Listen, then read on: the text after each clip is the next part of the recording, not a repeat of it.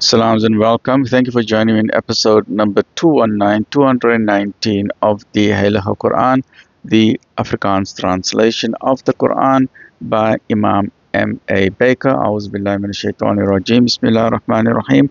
In the name van Allah, the barmhartige, the genadige, in the name of Allah, most gracious, most merciful.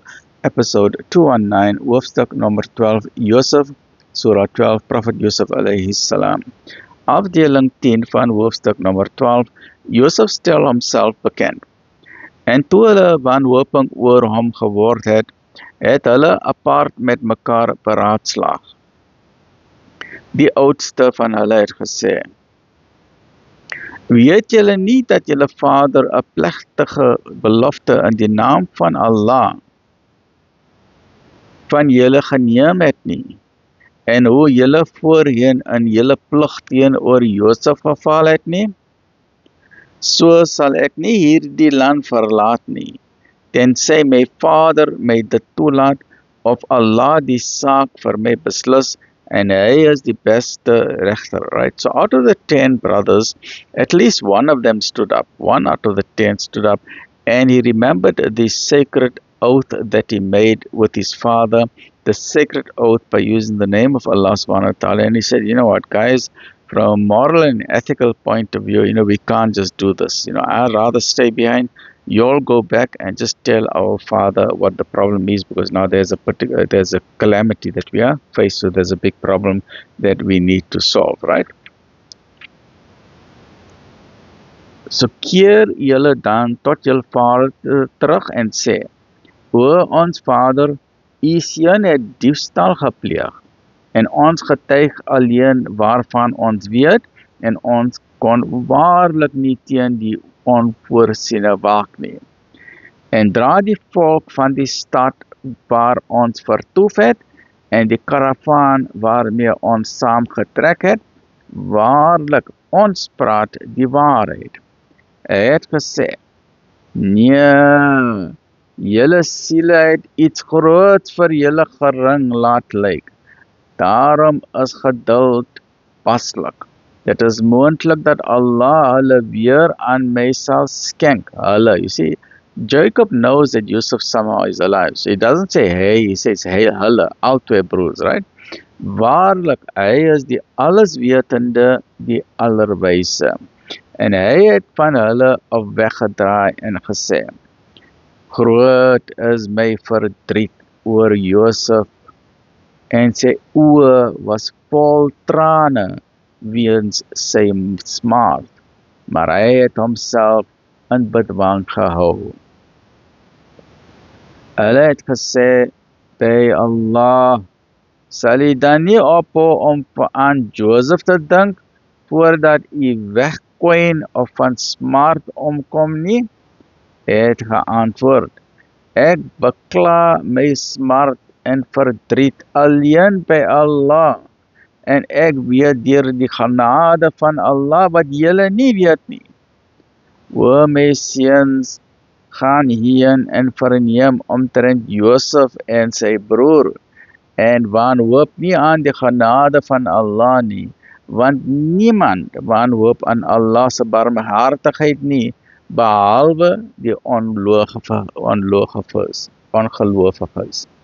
En toe hulle voor hom kom, het hulle gesê: O oorste, armoede het oor ons en ons familie gekom, en ons het uit ons armoede 'n skamele bedragie afgeknet. Gee ons daarvoor die volle maat en wees liefdadig.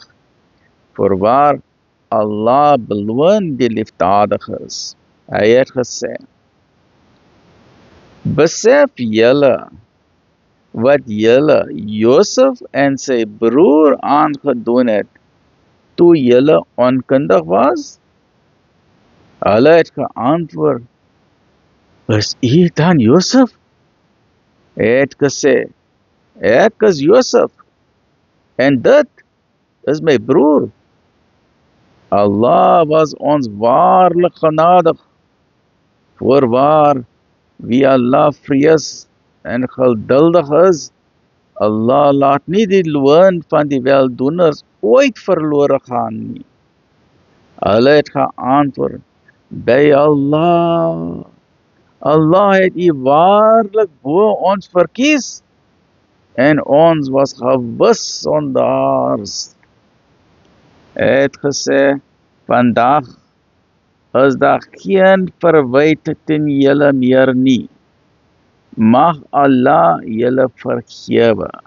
Hy is die genagtigste van die wie genade betoon. Vat hierdie hemp van my en lê dit voor die aangesig van my Vader. Hy sal dit begryp. En kom na my met julle familie. En kom na my met julle familie. Right now, this, as we mentioned, the three magnificent ways in which the shirt of Joseph, the amazing shirt of Joseph, in three occasions. In the first part of the story, we saw that the shirt was involved in the lie or the falsehood, where the brothers put false blood, the blood of sheep, on the shirt and gave it to Jacob. But Jacob was a clever man. He looked at the shirt, he saw all the blood, but then he saw that the shirt was not torn. So the shirt is basically giving evidence that Joseph is alive, because if a wolf did eat Joseph, then the shirt would have been ripped to pieces. So the fact that the shirt was intact, it was just soaked in blood. So in the first way, the shirt gave evidence, a clue to Jacob that don't worry, Yusuf is still alive. In the second situation, the shirt was used in defense of Joseph, because when the lady tried to seduce him, and as he was running out from the room, his shirt was ripped from the back. And as what the other staff members said, that if the shirt was ripped from the front, then Joseph is guilty. But if the shirt is ripped from the back, then Joseph is innocent. So in this case, the innocence of Joseph was proved. And the third miracle of the shirt, this magnificent shirt, is that the shirt of Joseph, he used it, so the father put it over his face and his vision came back again. His blindness was gone, right? So as if the shirt did a advanced cataract operation and immediately his vision was restored, alhamdulillah, right? So this is the three magnificent ways in which the shirt of Yusuf alayhi salam played a pivotal role in the life of Yusuf. Stay well, look after yourself. Join me in the next episode, which is episode number 220 of chapter number 12 van die Heilige Quran. Alhamdulillah Rabbil Alamin.